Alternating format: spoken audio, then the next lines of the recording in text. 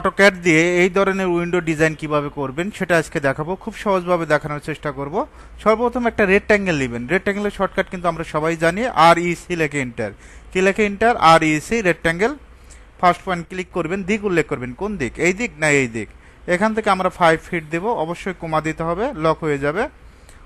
4 fit 6 ইঞ্চি। অফসেটটা নেব 2 ইঞ্চি, ও লেখে enter, 2 লেখে এন্টার। জাস্ট অফসেটটা 2 ইঞ্চি নিয়ে নেবেন। তারপর একটা লাইন নেবেন মিড পয়েন্ট থেকে, জাস্ট আপার পয়েন্ট থেকে, এই পয়েন্ট থেকে এই পয়েন্টে একটা লাইন নেব। অফসেট 1 ইঞ্চি, এদিকে 1, এদিকে 1। মাঝখানেরটা আমরা কি করব, মাঝখানে সিলেক্ট করে ডিলেট, তারপর আমরা ট্রিম করে দিব। টিআর লেখে ডাবল এন্টার। এক পাশে উইন্ডোর এক পাশে খোলা থাকবে, আরেক পাশে আটকানো থাকবে, লক থাকবে, এটা আপনাকে খেয়াল করতে হবে। তারপর এখন সানসেটটা দিতে হবে, এল লেখে এন্টার।